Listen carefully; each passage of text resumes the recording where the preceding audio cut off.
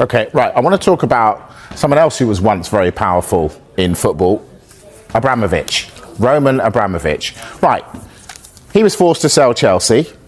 The Americans came in, Bowley and Clear Lake Capital paid what, 3.5 billion, 2.5 billion? 2.5 billion. 2.5 billion. And we were told that money would go to the people who were affected by the war between Russia and Ukraine. Now, Abramovich was clear that meant Russians as well as Ukrainians. So we've all been sitting there going, right, that's gone to help people. You told me earlier that's not the case. So tell everybody else. The money that was raised from Roman Abramovich being forced to sell Chelsea, about £2.5 billion. That money was supposed to go to the victims of the war in Ukraine.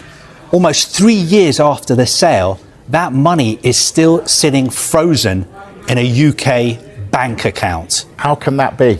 Well, we've been speaking to the Foreign, Commonwealth and Development Office today, and that is the question I put to them. I said, why is this money, £2.5 billion that was supposed to go to Ukraine, still sitting in a UK bank account? They said this government is working hard to ensure the proceeds reach humanitarian causes in Ukraine as quickly as possible. The proceeds are currently frozen in a bank account while a new independent foundation is established to manage and distribute the money.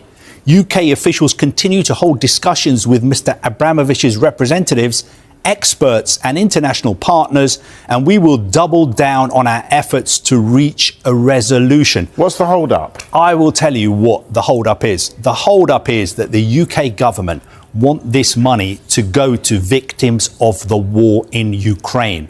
Whereas Roman Abramovich, I think he went on the record 3 years ago when he was forced to sell Chelsea, he said he wanted the money to go to all the victims of the war.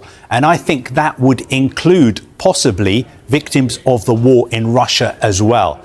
Now, I think for the UK government, that is a red line. The UK government want the money only to go to Ukraine. So I think that is why we have hit this impasse. And that is why no progress has been made for 3 years.